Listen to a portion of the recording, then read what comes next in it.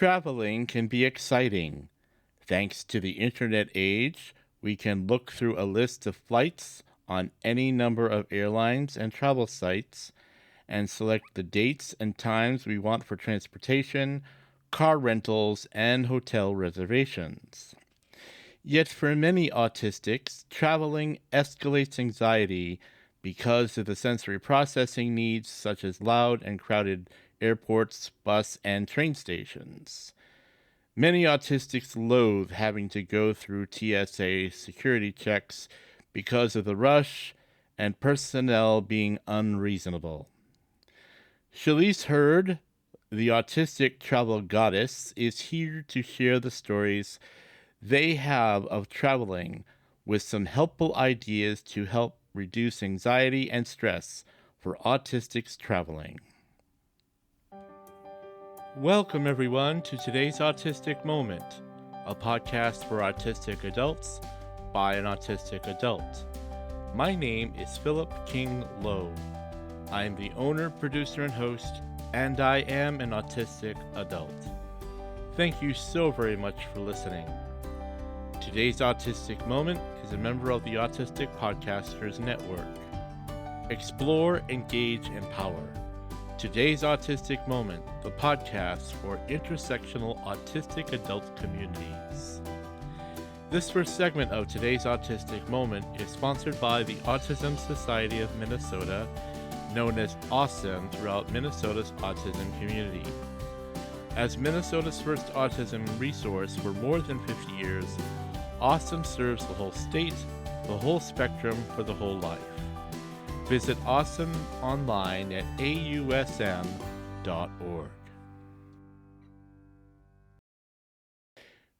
Please visit todaysautisticmoment.com, where you can listen to the podcast, get transcripts, program updates, and read the guest bios pages and the Adult Autism Resources links page.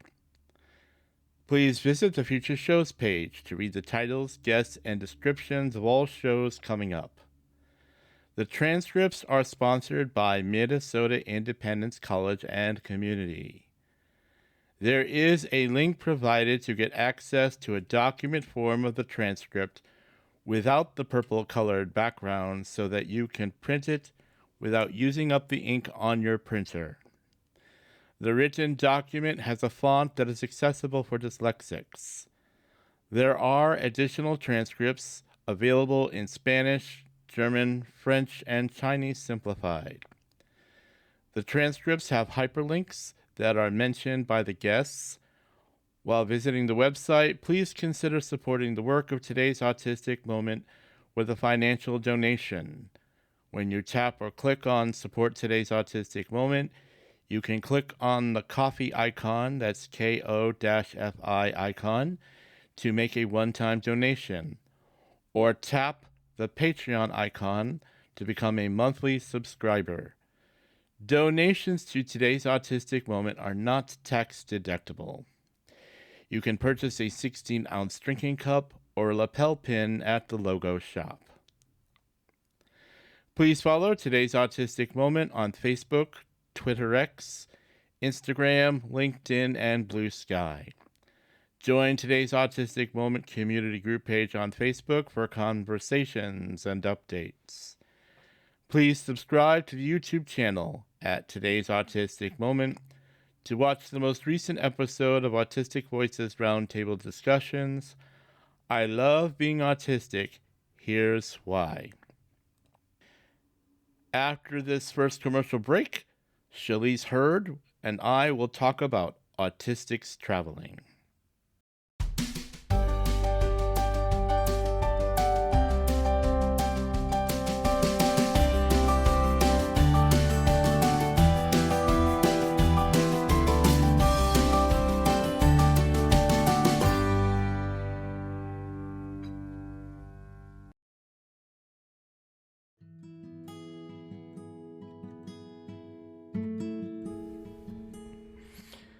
Today's Autistic Moment can be downloaded and heard on most podcast apps, including Apple, Google Play, Breaker, Castbox, Overcast, iHeartRadio, Pocket Casts, Radio Public, Spotify, TuneIn, Pandora, Amazon Music, Audible, Podcast Addict, Podcast Chaser. If you are looking for the transcripts, go to todaysautisticmoment.com, click on the episode you want to listen to, and follow the directions to find the transcripts. Thank you for listening to today's Autistic Moment.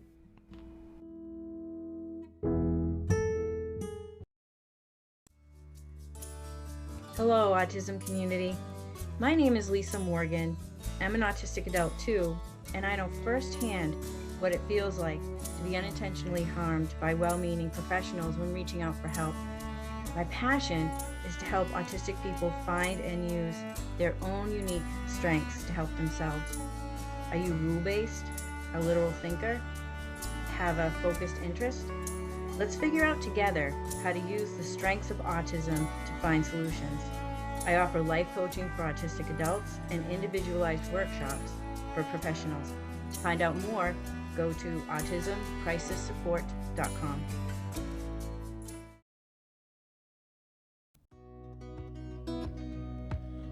For 28 years, Minnesota Independence College and Community has celebrated the uniqueness of every autistic and neurodivergent adult through individualized, holistic vocational, and life skills training programs and a supportive, inclusive community that promotes both independence and true belonging. Your donation to MICC equips and empowers participants to live independently, thrive in meaningful employment, and build friendships and connections.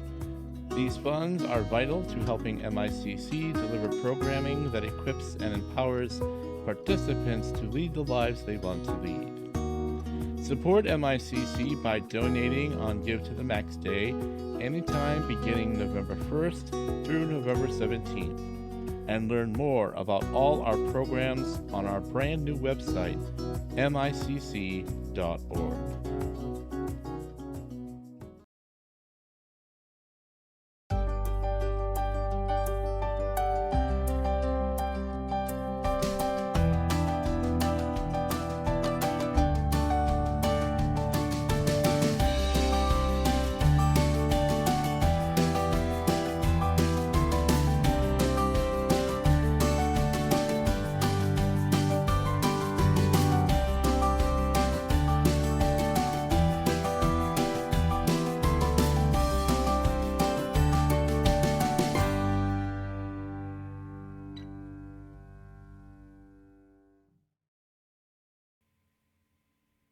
Shalese Heard, it is my privilege to welcome you to today's Autistic Moment. Thank you for stopping by today. Yes, thank you so much for having me here. You're welcome. Well, I'm excited about this particular topic, to talk about Autistics Traveling, because boy, is that a mouthful in and of itself. Yes. Oh my God, it is. You know, and this past Labor Day weekend, my husband and I did some traveling, and you know, I was reminded of a lot of the things that happens to me being autistic and traveling.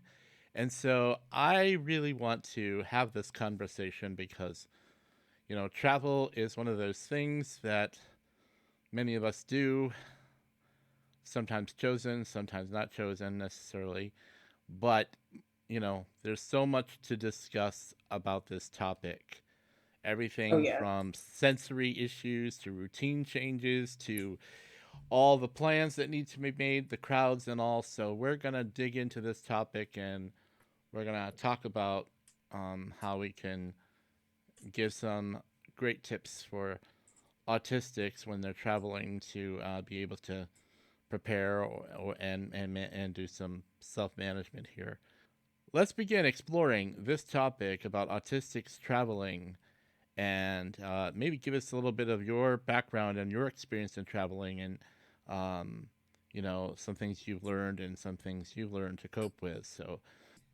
So one of the things that I've had to learn to cope with when traveling, and I can't say that I was surprised by this because I already knew that I struggled with this. I definitely had to learn to accept that things aren't going to go as planned all the time because I would get so fixated on setting a schedule for myself. I'm going to see this excursion, I'm going to go here, I'm going to do this. I would have a set schedule. And every time I have a set schedule and I could not adhere to it, something would happen.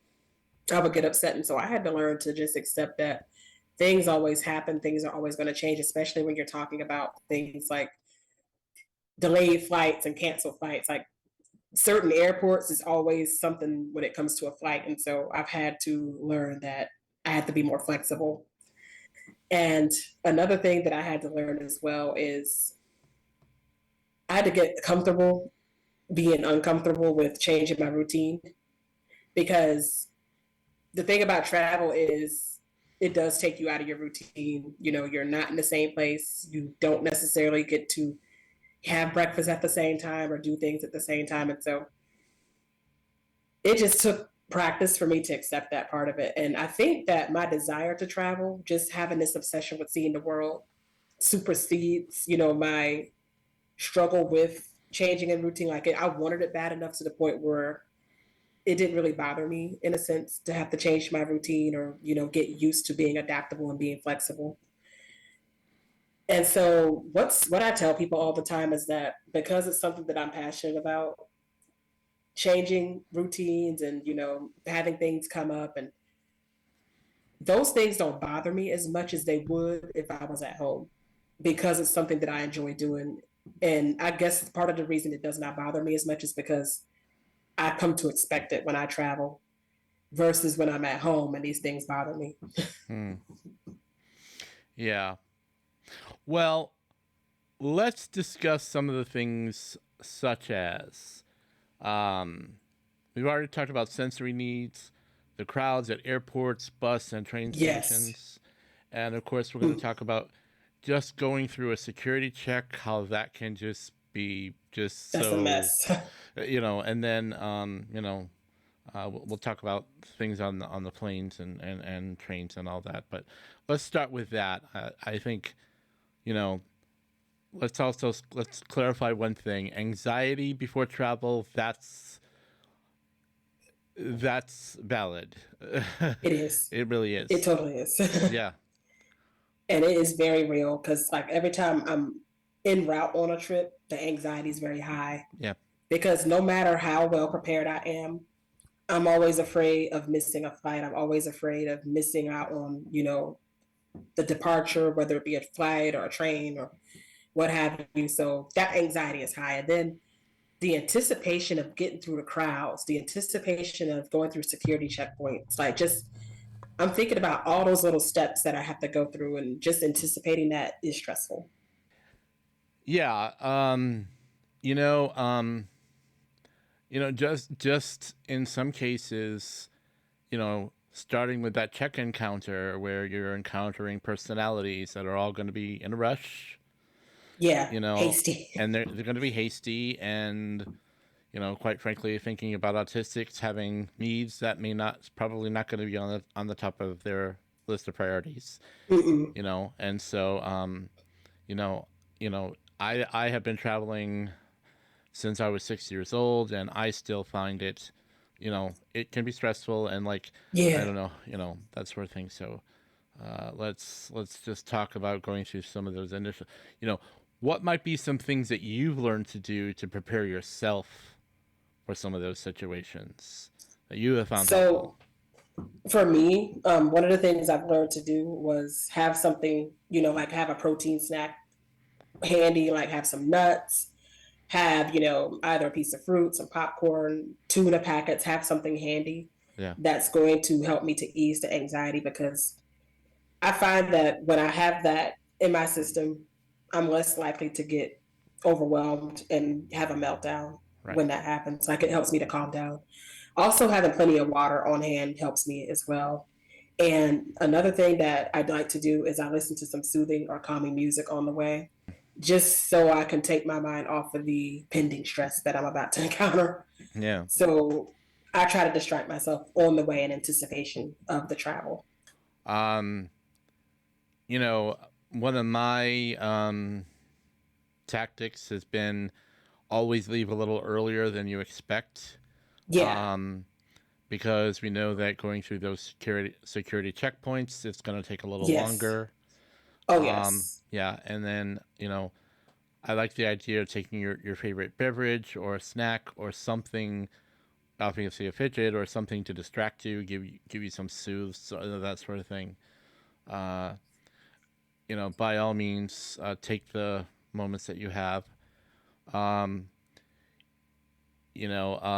I will say that, and I don't know about anywhere else, but um, um, I believe the Autism Society of Minnesota has worked with the Minneapolis St. Paul International Airport to develop an app for autistics Hmm. to use to navigate that airport. Now, Yes. now I know not every state and every organization has necessarily done that, but it's Hmm. basically an app that also includes things like a social narrative about how you can navigate entering the airport and whom you're going to talk to, all these things that are about to happen, and that sort of thing. But as I say, and actually, some of the airlines have started to implement having quiet spaces in their Hmm. reports. But like I say, these are not Yes. all done. But nonetheless, leave early. Pack the stuff that you're going to take with you, and if necessary, read a little bit from the Oh, websites, yes. like the TSA, as to what you Hmm. can bring, what you can't bring, so that you can be kind Right. of prepared for what's coming. Um, And and also read the TSA, read the security requirements if you're leaving the country. yeah, Make sure you read what their TSA requires because I found out the hard way that in Scotland, for instance, or in Canada, the security clearance allows different things. I can't take as big of a bag through Canadian TSA as I can in the United States. And mm. so I had to learn that the hard way. And another thing that I've read about some that have done is you don't always know what um, they're going to serve on an airplane in terms of foods, comfort foods, or Yes. anything like that. And, Mm, they may very well serve something that you can't now. If you plan right. stuff as in having small packages of certain things, normally your security folks won't bother you too much. Hmm. So you can always pack a small thing of your favorite crackers or whatever you have Yes. and have them in your bag. So like if you're on the plane and they're serving whatever snacks that might not work for you, you can always have those snacks with you, to do that. So, And that's something that I practice all the time because I'm a sensory eater and I hmm, don't always like what the plane is serving. So I pack my own snacks. I bring them from home and I just pack them in Ziplocs or containers and whatnot and bring them all to me. yeah. Now, I actually was able to bring home cooked food as long as it's dry. I can actually bring home cooked food on the plane through TSA. Okay. Yeah. Security checkpoints. That's a topic in and of itself in many cases. Oh yeah, You talked about checkpoints yes, in Canada. Um, you know, you'll have to, remove all your jewelry, phones, everything. Um, if you carry a medical device of any kind, like a CPAP machine, they're going to want to see it, take it apart, take a look at it. And then there's the matter of, anything that you have with you that can't be removed. For example, I have a Libra 3 for monitoring my blood sugar. That's one of those things they're at least going to want to be able to see, you know, um, and that sort of thing. So we know it can be really stressful because they're kind of trying to move people along. And I mean, let's talk about how some suggestions as to how people can manage their stresses through that, especially for autistics, when you've got so many mm, stresses already just going through your yes. system. So go ahead, let's talk about that. So first of all, the TSA is my least favorite because it's just the fact that it always feels like okay, like when there is always a rush getting through TSA because Mm-hmm. they're asking you to do so much and they're expecting you to rush while you're doing it. You have to take off your clothes, you have to take off your jewelry, you have to take off your well, not your clothes, but your shoes, your outerwear, coats, and things like that. And then they want you to take out your laptop out of your laptop bag and your phone, and they just want you to take certain things out of your purse. And it gets to be a lot, and they're expecting you to do that, in such a hurry. And then there's all these people behind you, and that is something that I've had to learn to get stuff done as I was standing in line. So in order to be prepared for when I finally do reach the checkpoint, I would already start, taking out my laptop. I would already start taking off my shoes and just getting stuff prepared, just so by the time I get there, it's not as much of a rush, because otherwise it feels like a rush as they're bringing those, like, what do you call those things? Those cart things through the checkpoint. Mm. Yeah. Well, I am a part-time wheelchair user, and I have had to ask for some assistance from the check-in point to the gate and that sort of thing. And I have often discovered that is extremely helpful for me. Now, sometimes there are airlines that will give you some help from the gate, from the checkpoint to the gate, and sometimes they'll help you through security and that sort of thing. Sometimes that's helpful, amazing. sometimes it's not. Okay, but among the things that does have to happen as much as possible is if you can walk a ways, then they may say, okay, because they want to put your chair through a checkpoint as well, your wheelchair and anything like that. But I'm able to. But if you're not actually able to get up, then they do have a way of moving that wheelchair through. And then if I've had somebody, they've actually helped me with getting my stuff into those bins to send through, and they've been very helpful to me. I know also that one of the things that people are understandably worried about is the possessions that they put into those things, thefts and that sort of thing. I'm not saying you don't have a right to be concerned. I'm saying, yes, it can happen. And that's where you need to be, I know it's not always easy to communicate with professionals who just aren't even thinking about these things for an autistic. I mean, they're not thinking about that. They're really thinking about getting people through the checkpoint and on into the main terminal. Yeah, that's their priority. Yeah, so I'd like to tell you that there's easy ways to get around it. Sometimes there is, sometimes there isn't. It's a hit or miss, and it depends heavily on the airport itself. Yes. What kind of traffic they're having that day. It just really is a toss up. Yeah. One little tip that when you're planning your travel, and I know that time is not everyone's friend, but as best as possible, maybe try to schedule things so that you could be there early enough with the least amount of foot traffic going through there, because that can be a really important issue for helping with some of that crowd. Right. And that's what I do. Like, I try to schedule everything to where it's either super late at night or super, super early in the morning, just so I can avoid all of that foot traffic. And I like to schedule my travel because, I have a flexible schedule.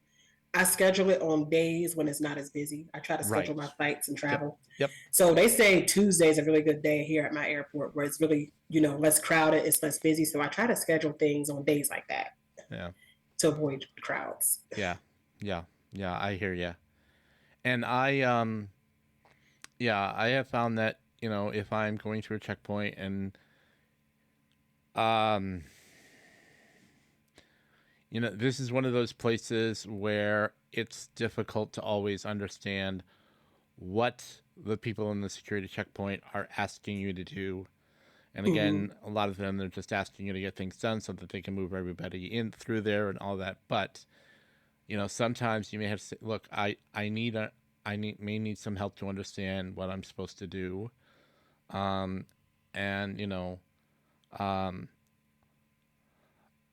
how do I say it?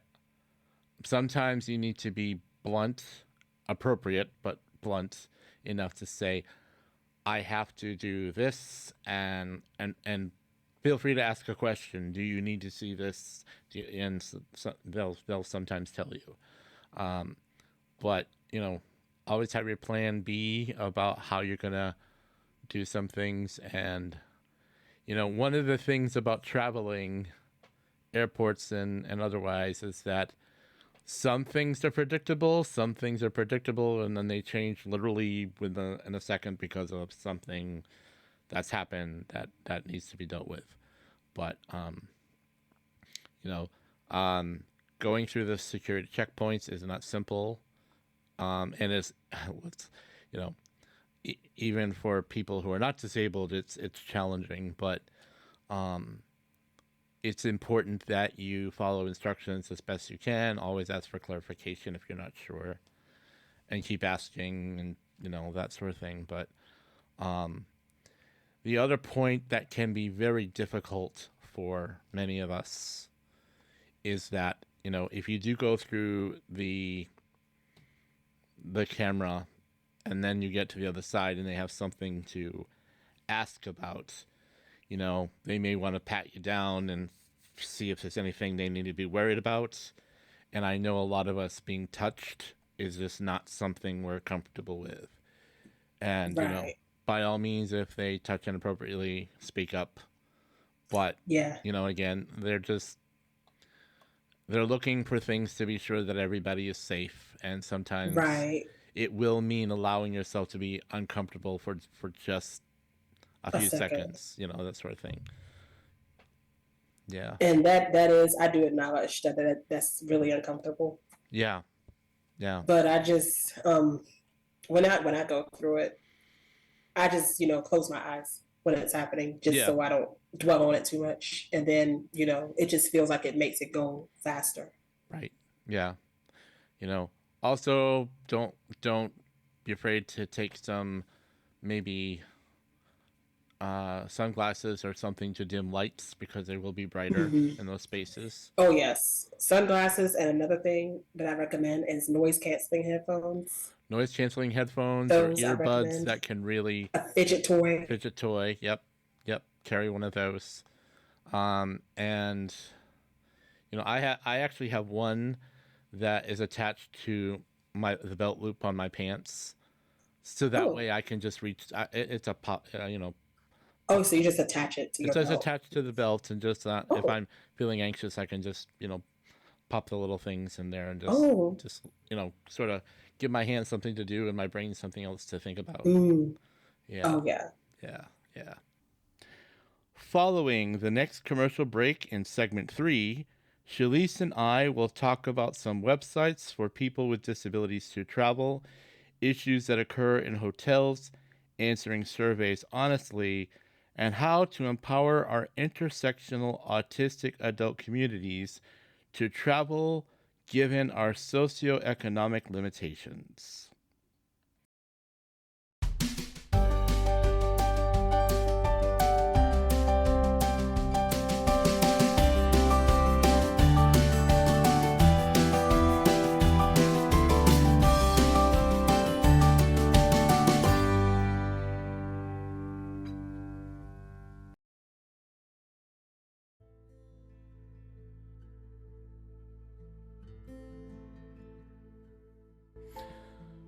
Support for today's Autistic Moment comes from Best Care Home Care Agency. Best Care offers PCA services, and your friend or family member could be your paid PCA. Best Care also offers homemaking, FMS services, and 2, 4, 5D services throughout the Metro and Greater Minnesota. Visit their website, bestcaremn.com, to learn more about their services.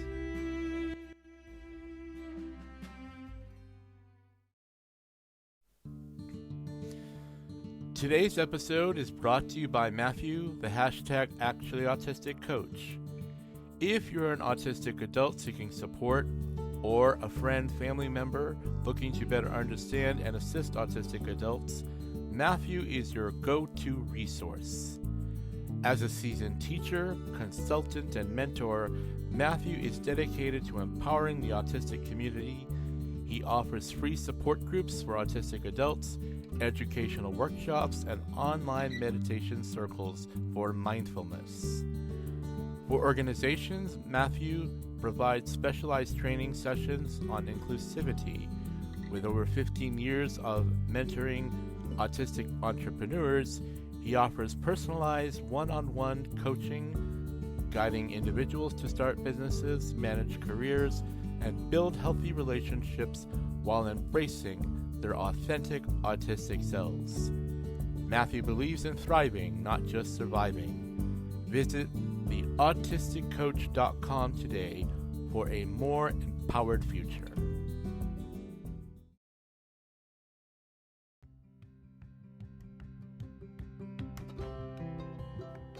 Looking Forward Life Coaching is a Twin Cities-based nonprofit that provides mentorship and coaching for individuals, couples, and families, either face-to-face or virtually.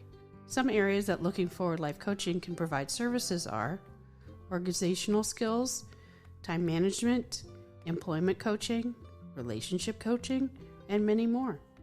Our coaches are trained in person-centered approaches, and we can provide person-centered plans with obtainable goals. We accept all waivers from the state of Minnesota, with the exception of elderly.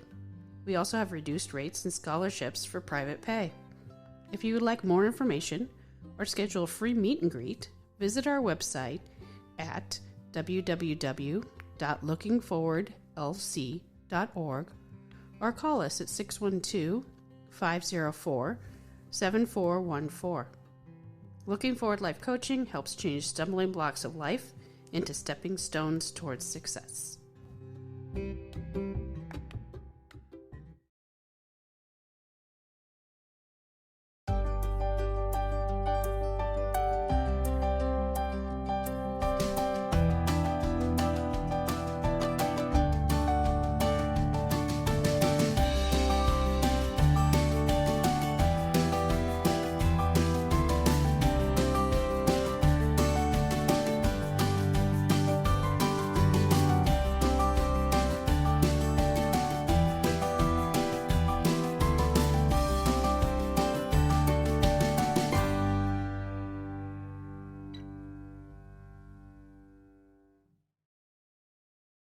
Now, let's go past the checkpoint part, and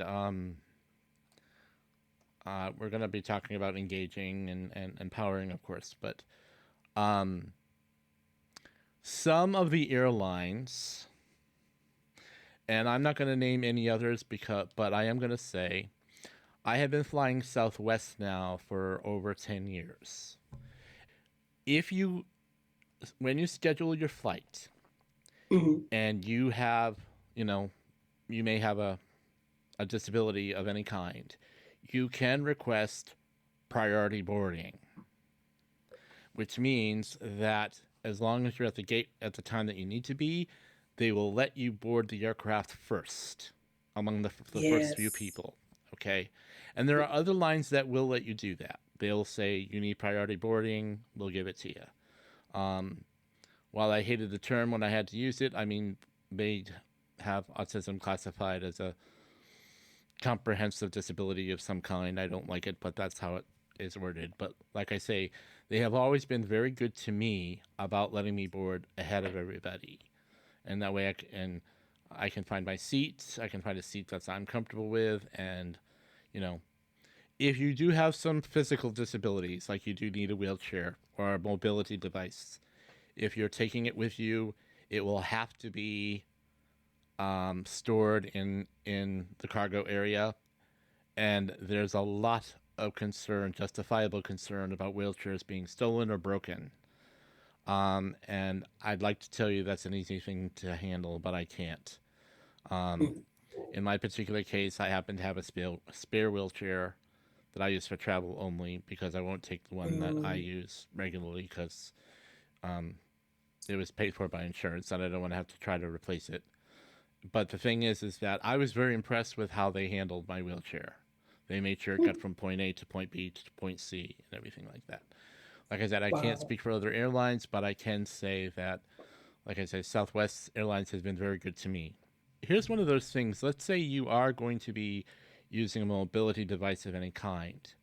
Before you actually book your flights, you might want to do some checking around.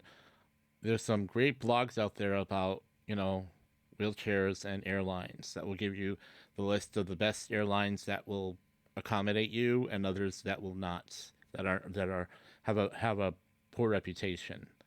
So that way, you can kind of be prepared for certain things. I follow quite a few wheelchair travel blogs, and they talk quite a bit about preparing ahead of time for those. Yeah, yeah. And over the time, there's become some websites. I think one of them is called Accessible Go. That is made for disabled travelers, that you can do some looking for some things that and that sort of thing. Continuing with our conversation, but moving into our second question about how do we get our intersectional autistic adult communities engaged in traveling. And this is where now we can move into lodging, scheduling where you're going to stay, and maybe some few things you might prepare for. Speaking for myself, I have often found that oftentimes hotel rooms have the worst bed sheets and that sort of thing. Yes. The textures are just horrible. Oh, yes. So what I like to do is to pack my favorite sheet or something and just take it in a bag with you, just so you can put, that sort of thing.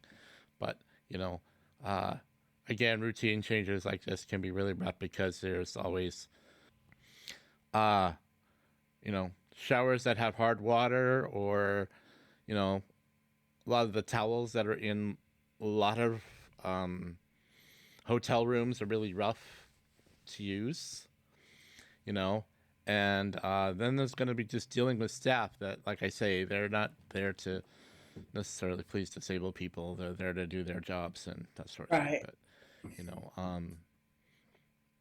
and I'm going to say this because I found myself a need to do this.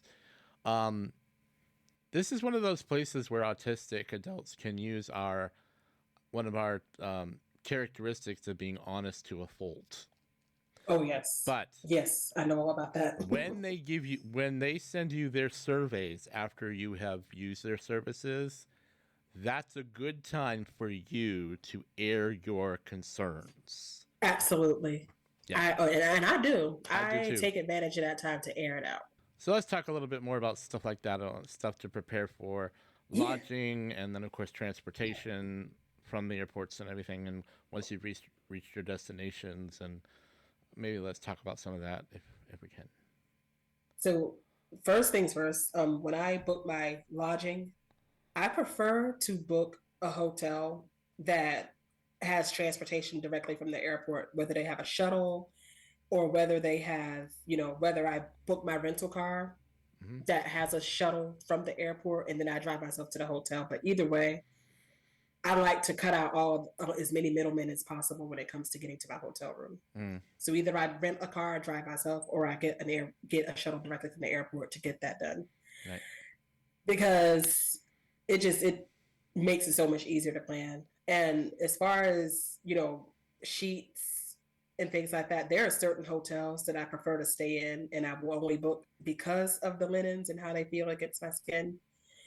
So for me personally, Marriott and Hilton hotels tend to have really good linens that feel good against my skin. Some of their hotels have really good linens, and so I only book with those brands for that reason. So I just kind of know who has the good linens, and I try to book with those. And lastly, when it comes to the staff, I actually don't like to interact with them a lot, and so I started using this new feature that they've come out with during COVID. A lot of hotels, especially the ones I just mentioned, Marriott and Hilton, they have something called a digital check-in where you can book your room.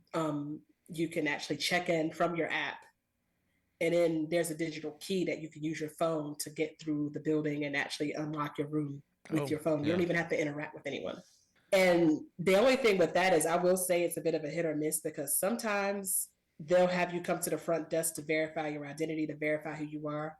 Sometimes they make you do that. Sometimes they don't. It's really kind of a hit or miss situation. So I take advantage of that as much as I can to avoid interacting with staff a lot of the time. Mm-hmm. Yep. And I keep trying to focus on our intersectional communities, the people that, and, uh, when it comes to if you're Black or part of other cultures, it can be really challenging depending on Mm-hmm. where you've traveled to.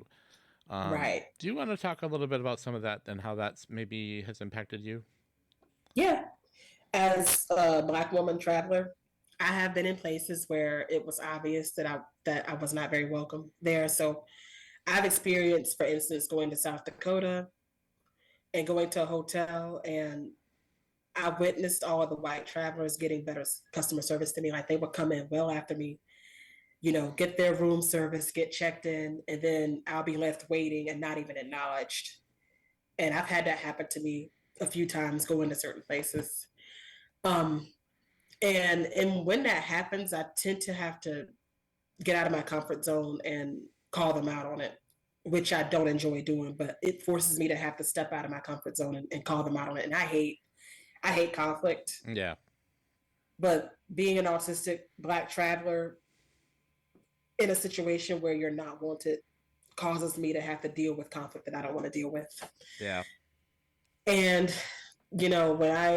for the most part, I'm welcome where I go. Like when I go to places where it's not a lot of Black people, for the most part, I do feel welcome. But when it comes to services like restaurants and hotels and such, I do tend to experience worse customer service when I have to go through those Yeah. places. Well, we were on our way home during my last vacation, our last vacation on Labor Day. Oh. I remember sitting in my wheelchair in the lobby of a particular hotel where I was staying. And I won't go into long detail, but the people behind the desk were having some conversations about certain groups of people Mm-hmm. that I found was inappropriate. Mm-hmm. I mean, it was, the types of people who work at fast food joints and that sort of thing. It was just some conversations that I Mm-hmm. don't think were appropriate to have with somebody who stayed there sitting in the lobby, Mm-hmm. you know? And so, sometimes this is where, again, you might take some of your notes, okay? But then again, what we just said beforehand, if you get one of those requests that, sir, tell us, how professional the staff was, that's an opportunity to tell them, look, and I did. I said, I heard the staff there having some very inappropriate conversations about certain groups of people. And here's one of those things for some of us to think about, especially when it comes to customer service and hospitality, things like that. Mm-hmm. The people that they hire for things like that, these are the faces of the establishment as you walk in and as you leave. These are the people who are there to demonstrate the highest quality of customer service for the people who stay there, who register there, that sort of thing. And Mm-hmm. there is a responsibility on their part to use their spaces, thoughtfully, politely, and professionally. And, the thing is that they may assume that, someone who's there isn't just listening. But if you're like the only person in that lobby, you kind of almost have no choice because that's maybe the only sound you're hearing, right? Right. So when I got my survey, I was very blunt and I said, I heard the people behind that desk having very inappropriate conversations about groups of people, and I quite frankly was offended, and I told them, I said, I feel that this is not a good representation of the highest customer service that your establishment wants to have. And so, sometimes just being that forward about something like that, And you might say, I am a person with a disability. And I feel that, especially having a conversation like that in the presence of someone with a disability is just not okay, you know. It's not professional, and like I say, they have a responsibility that as long as they're sitting at that front desk, they are representing the best of their company. Mm-hmm. And by Yeah. all means, if they're not representing that, I think it's very appropriate to speak up and say, these people did not demonstrate that for me, for your place of business. Right. You know, just um, like I say, autistics often have the gift of being blunt, and I say that this is one of those Yes. spots where exercising that is a good thing. In my case, when I've experienced, bad customer service, when I've experienced that, I actually ended up calling corporate about it and reporting it. Yeah. And I was super blunt when I spoke to corporate about it. And I mean, many times they'll be very, apologetic, and they will respond Mm-hmm. because they're looking for the highest quality service. And let me tell you something, when it comes to hospitality services like places to stay, places to eat, and that sort of thing, they are very much on top of a lot of that, believe me, because that's Yeah. not the kind of representation. I actually had a moment in my last travel when we were actually coming into where we were going that I had to actually contact the person in my car rental service to say we may just be a little late. And I had the rudest conversation with that person. And this, by the way, is the manager of that particular establishment. What? So when I when I got that survey, I just Mm. happened to just be extremely blunt. And I said, this is the person who represents the kind of people that are Mm. put on the front lines. You know, your manager is the best of the best.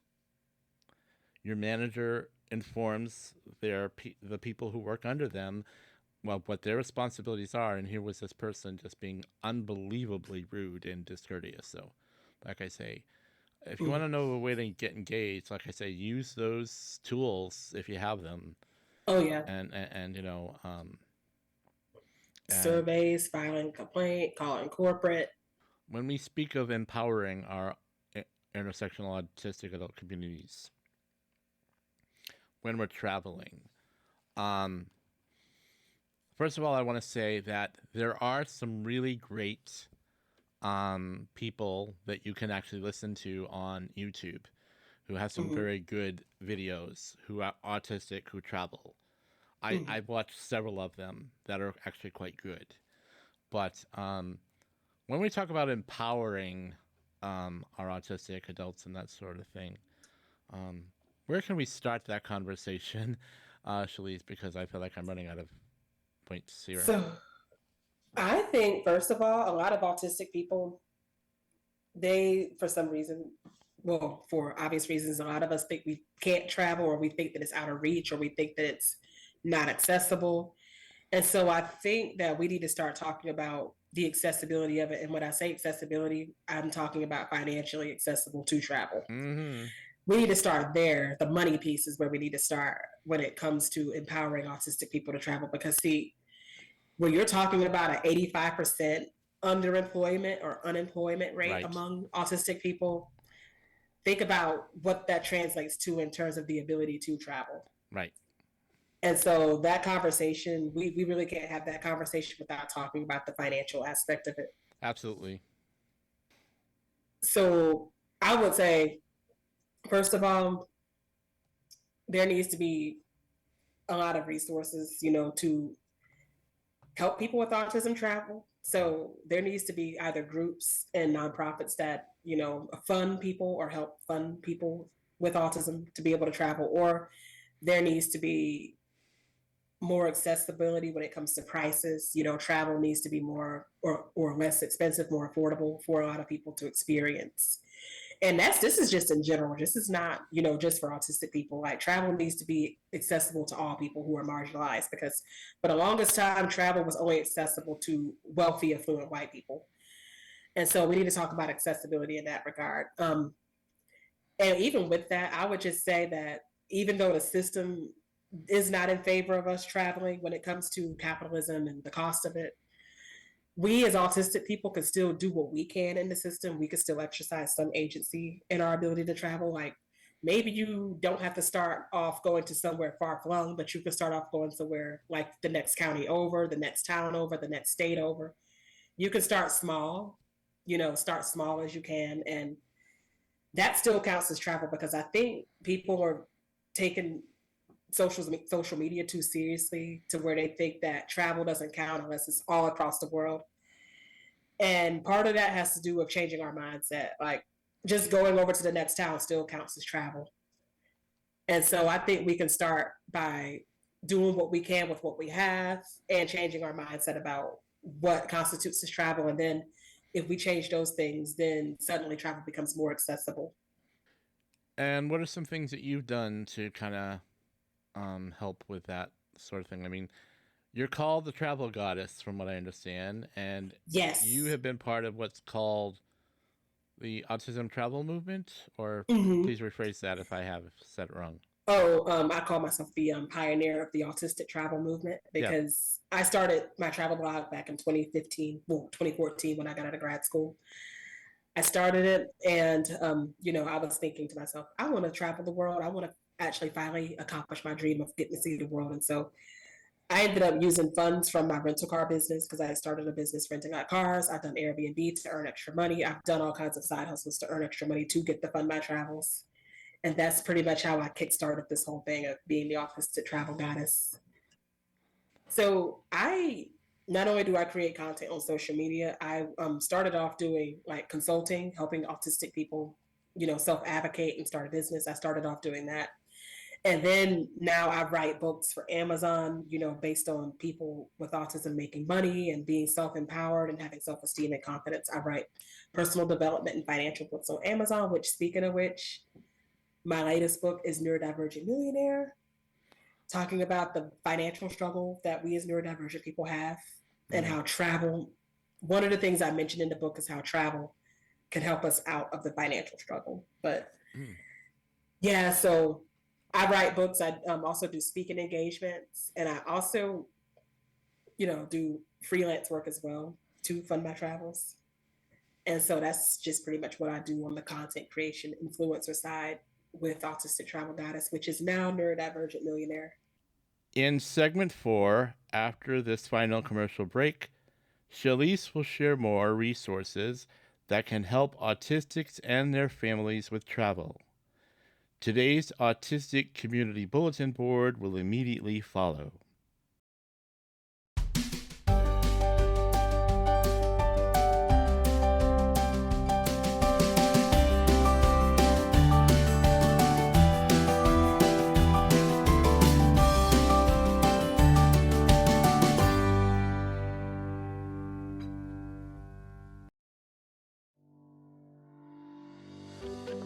Make a difference for autistic youth. Put your Give to the Max dollars to work to give the next generation of autistic young people the resource that many autistic adults say was missing from their own lives: a meaningful connection with an adult who truly understands. The Autism Mentorship Program pairs autistic youth ages 14 to 22 with autistic adults in one-to-one mentoring relationships that provide the youth emotional support and a sense of identity and belonging, empowering them to gain confidence and thrive. Please give to your max and help change a young autistic person's life.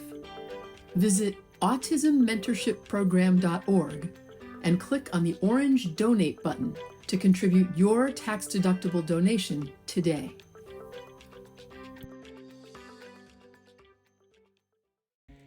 It's never a bad time to support the Autism Society of Minnesota, the nonprofit also known as Awesome.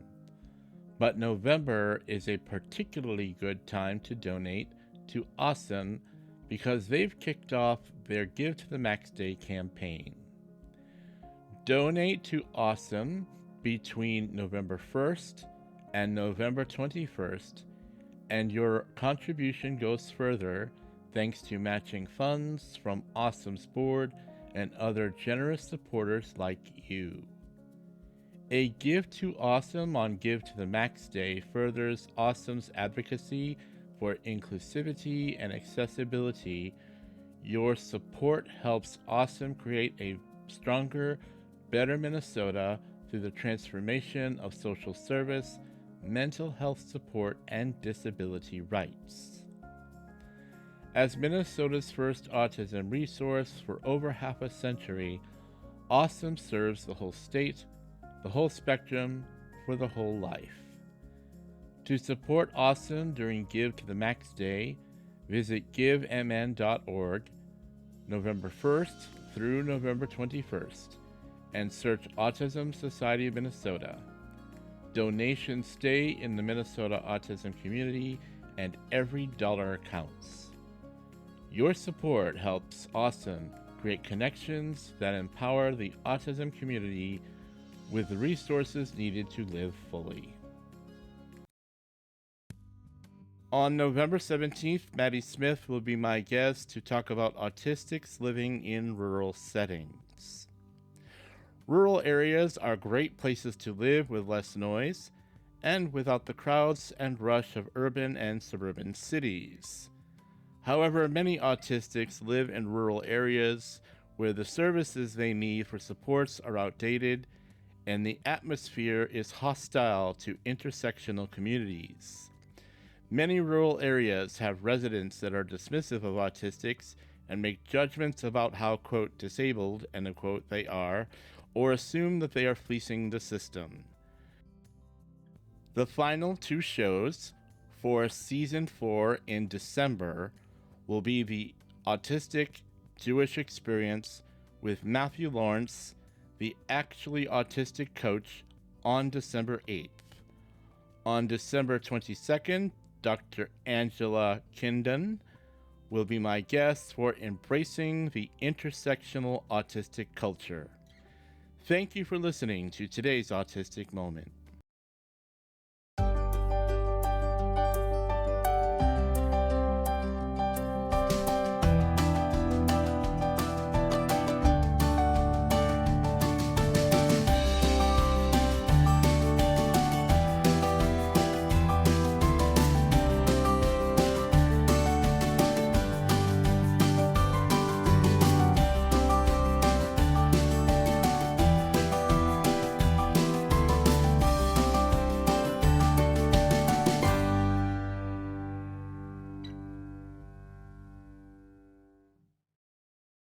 Tell us a little bit about how the work you've done in terms of helping to change some of this stuff for autistic people to travel and move themselves from point A to point B with these things.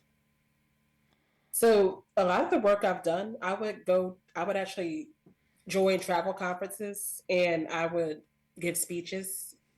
And I've actually done speeches before in the past, teaching parents to get their child prepared to start traveling early. Like I would teach parents to start their autistic child traveling in their childhood so that when they become an adult, they're exposed to it and they know that it's something that they can access. Yeah. So I spoke to a lot of, children, parent groups about travel as well. And also, even with autistic adults who have not traveled, I do a lot of speaking on virtual forums and virtual conferences, teaching them the ways that they themselves can travel.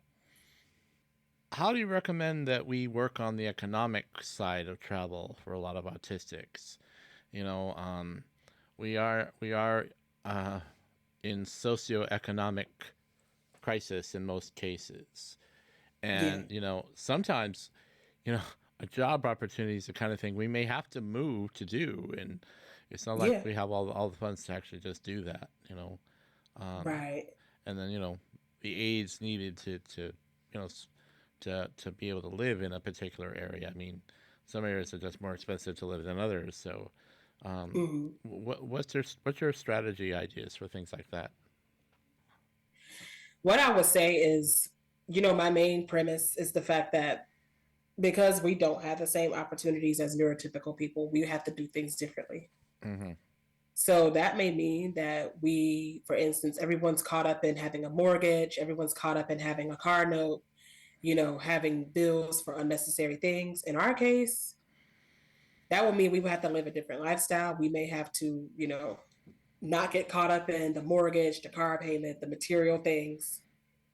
And, we would have to focus on spending our money on experiences versus, what society tells us to spend money on.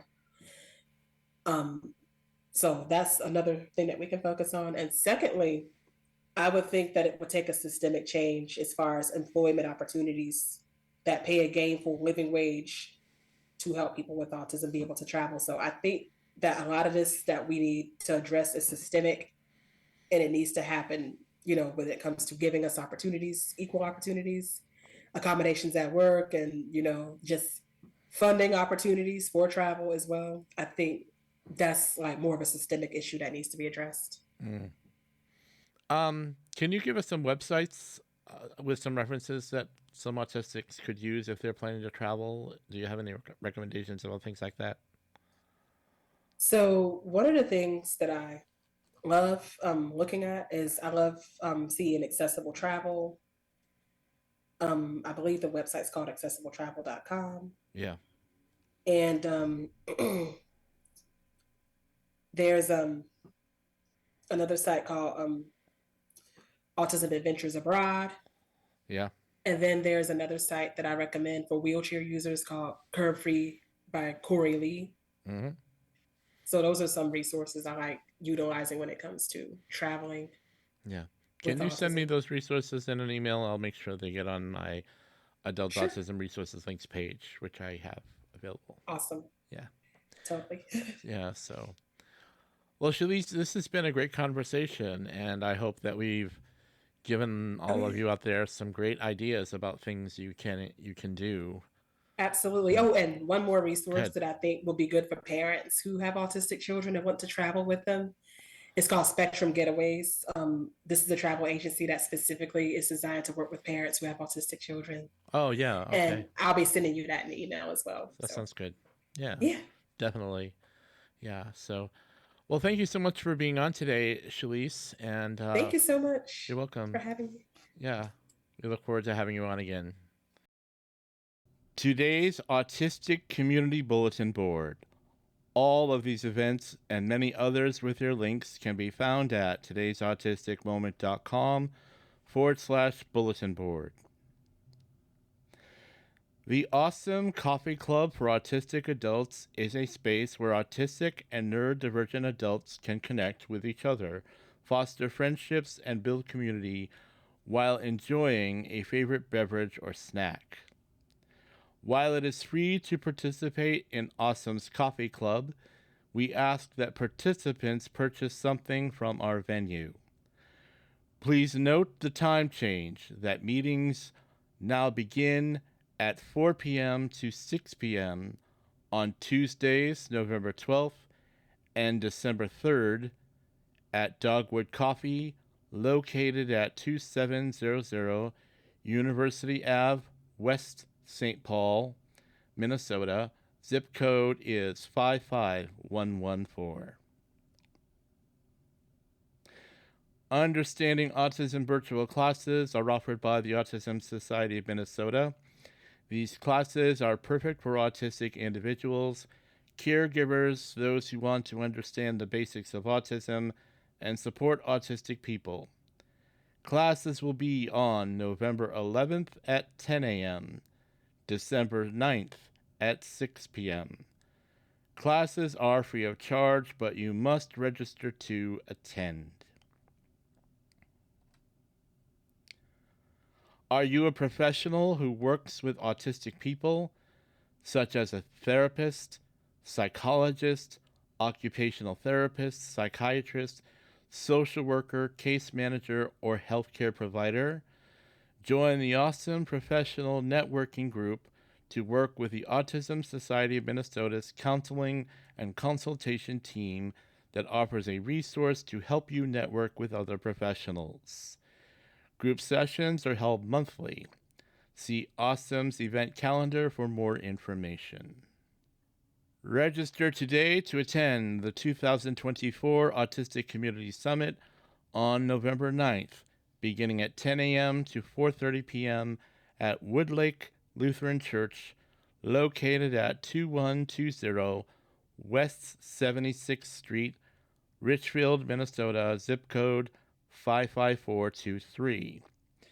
This year's Autistic Community Summit keynote presentation speaker will be one of today's Autistic Moments guests, AJ Locascio. There will be in-person and hybrid breakout sessions. If you are attending the summit, be sure to stop by the resource table for today's Autistic Moment.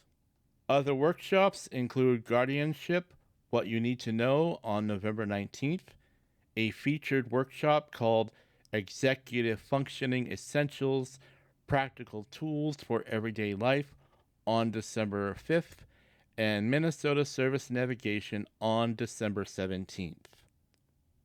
Go to ausm.org to get more information about these and other social and recreational programs, educational events, counseling services, and support groups at the Autism Society of Minnesota. Min Neurodivergent is a social club rooted in a vision of bringing neurodivergent Minnesotans together to build meaningful connections.